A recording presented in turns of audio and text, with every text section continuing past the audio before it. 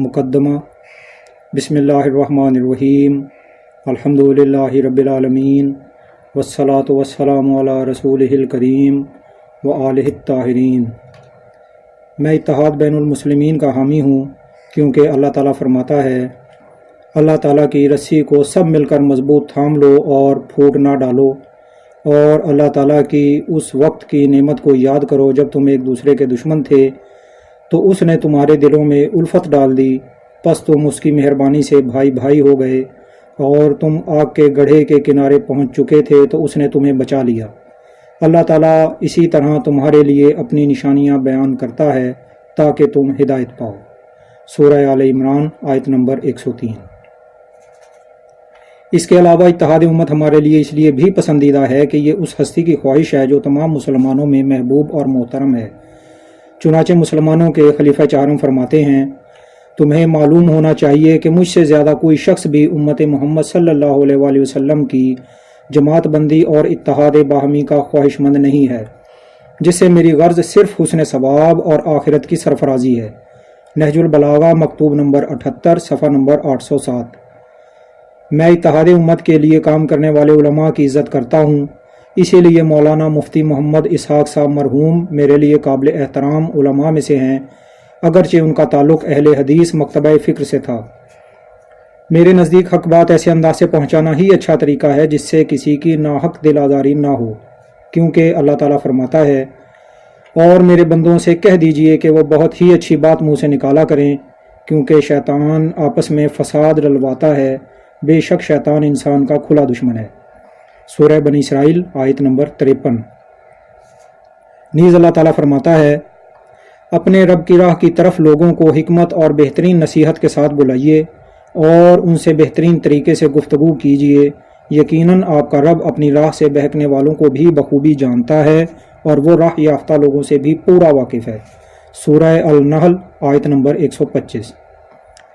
آیات بالا سے علم ہوتا ہے کہ اللہ تعالیٰ کی رضا اس بات میں ہے کہ ہم بہترین انداز، محبت اور اپنائیت سے گفتگو کریں، اور ایسے انداز سے گفتگو نہ کریں جس سے آپس میں رنجش پیدا ہو، کیونکہ شیطان ملعون یہی چاہتا ہے کہ انسان ایک دوسرے کے خلاف برسر پیکار ہو جائیں۔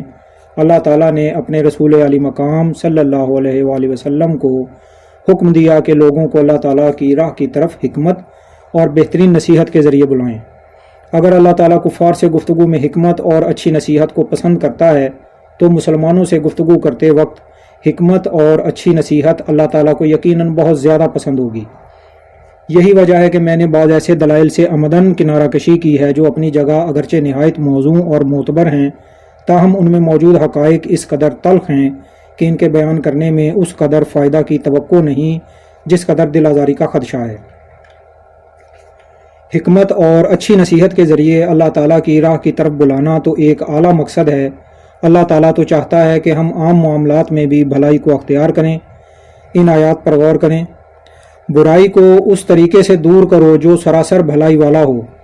جو کچھ یہ بیان کرتے ہیں ہم بخوبی واقف ہیں۔ سورہ المؤمنون آیت نمبر 23۔ ایک اور آیت ہے، نیکی اور بدی برابر نہیں ہوتی، برائی کو بھلائی سے دفع کرو، پھر وہی جس کے اور تمہارے درمیان دشمنی ہے ایسا ہو جائے گا جیسے دلی دوست۔ سورہ حامیم سجدہ آیت نمبر 28۔ ثابت ہوا کہ برائی کا جواب بھلائی سے دینا اللہ تعالیٰ کے نزدیک پسندیدہ عمل ہے۔ اگر دشمن کی برائی کا جواب بھلائی سے دیا جائے گا تو وہ دوست بن جائے گا، بشرطے کہ شیطان نے اس کے حواس کو مکمل طور پر اپنے قابو میں لے کر اس کے ضمیر کو مردہ نہ کر دیا ہو، جیسا کہ قرآن مجید میں ہے، سو جب ان کو ہماری سزا پہنچی تو انہوں نے عاجزی کیوں نہیں اختیار کی، لیکن ان کے قلوب سخت ہو گئے اور شیطان نے ان کے اعمال کو ان کے خیال میں آراستہ کر دیا۔ سورہ الانعام آیت نمبر 43۔ جو شخص اللہ تعالیٰ کی طرف سے سزا ملنے پر بھی عاجزی اختیار نہ کرے اور شیطان کے پیچھے لگا رہے، وہ کسی کی اچھی بات اور اچھے طرز عمل کی بھی کوئی قدر نہیں کرے گا۔ مجھے یقین ہے کہ جنت مسلمانوں کے کسی خاص گروہ کے لیے مخصوص نہیں ہے، بلکہ جنت میں مسلمانوں کے ہر گروہ میں سے لوگ جائیں گے، اور ان لوگوں کی نشانی یہ ہے کہ یہ لوگ اللہ تعالیٰ کی رضا جوئی کو دیگر تمام امور پر فوقیت دیتے ہیں۔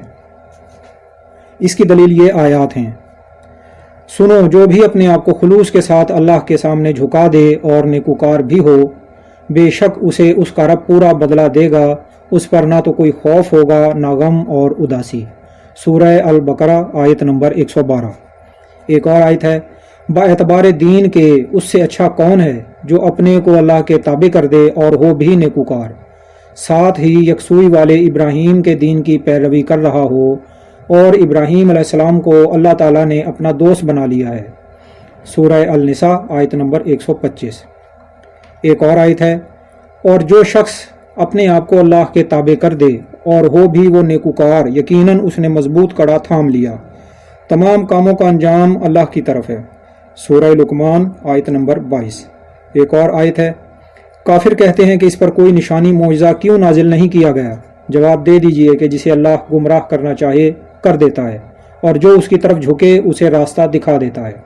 سورہ الرعد آیت نمبر 27۔ ان آیات میں اللہ تعالیٰ نے بتلایا ہے کہ کامیاب شخص وہ ہے جو اپنے آپ کو اللہ تعالیٰ کے سامنے جھکا دے، نیک عمل کرے اور دین ابراہیم علیہ السلام پر چلے۔ اگر غور کیا جائے تو نیک اعمال کا انجام دیا جانا اور دین ابراہیم علیہ السلام پر چلنا بھی اسی وقت قبول ہوگا جبکہ نیت یہ ہو کہ اللہ تعالیٰ کو راضی کرنا ہے۔ چنانچہ اللہ تعالیٰ کے سامنے جھک جانا بنیادی اور مرکزی نقطہ ہے۔ یہاں جھک جانے کا مطلب رکوع یا سجدہ میں چلے جانا نہیں ہے، بلکہ اس کا مطلب یہ ہے کہ ہر معاملہ میں اللہ تعالیٰ کی رضا اور خوشنودی کو مد نظر رکھا جائے۔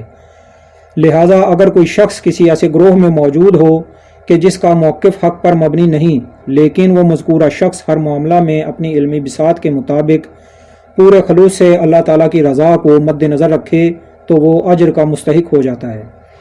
لیکن ضروری ہے کہ علم کے حصول اور اس میں اضافہ کے لیے اپنی پوری کوشش کی جائے تاکہ جن معاملات میں اللہ تعالیٰ کی رضا ہے ان کے بارے میں زیادہ سے زیادہ علم ہو سکے، اور اگر کوئی صرف اس غرض سے علم کے حصول سے رک جائے کہ کہیں ایسے حقائق سامنے نہ آ جائیں کہ جن کی بنا پر باپ دادا کا راستہ چھوڑنا پڑے، تو صاحب عقل و شعور کے نزدیک ایسا شخص من اسلم وجہہ للہ کے دائرے سے نکل جائے گا۔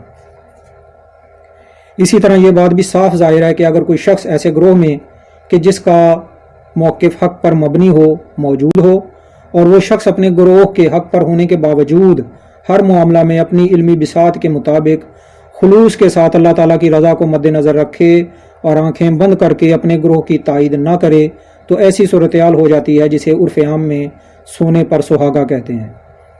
اسی طرح اگر کوئی شخص ایسے گروہ میں موجود ہو کہ جس کا موقف حق پر مبنی ہے، لیکن اس شخص میں من اسلم وجہہ للہ کی صلاحیت نہ ہو اور نہ ہی اسے حق کی معرفت ہو، اور وہ محض اپنی ضد کی بنا پر اپنے گروہ کے موقف کی تائید کرتا ہو، تو اس کا اخروی انجام یقیناً خطرہ میں ہے، جیسا کہ قرآن مجید میں ہے، پھر اگر یہ تیری نہ مانے تو یقین کر لے کہ یہ صرف اپنی خواہش کی پیروی کر رہے ہیں، اور اس سے بڑھ کر بہکا ہوا کون ہے جو اپنی خواہش کے پیچھے پڑا ہو بغیر اللہ کی رہنمائی کے؟ بے شک اللہ تعالیٰ ظالم لوگوں کو ہدایت نہیں دیتا۔ سورہ القصص آیت نمبر 50۔ ایک اور آیت ہے، کیا آپ نے اسے بھی دیکھا ہے جس نے اپنی خواہش نفس کو اپنا معبود بنا رکھا ہے، اور باوجود سمجھ بوجھ کے اللہ نے اسے گمراہ کر دیا ہے، اور اس کے کان اور دل پر مہر لگا دی ہے، اور اس کی آنکھ پر بھی پردہ ڈال دیا ہے، اب ایسے شخص کو اللہ کے بعد کون ہدایت دے سکتا ہے؟ سورہ الجاسیہ آیت نمبر 23۔ ان آیات سے علم ہوا کہ اللہ تعالیٰ کی خوشنودی مد نظر رکھنے کے بجائے اگر اپنی خواہشات نفسانی کی پیروی کی جائے گی تو انجام بخیر نہ ہوگا۔ لہذا ضروری ہے کہ اپنے حق پر ہونے کو دلیل و معرفت کے ساتھ سمجھا جائے اور اللہ تعالیٰ کی خوشنودی کو نظر انداز کر کے محض اپنی انا اور ضد پر انحصار نہ کیا جائے۔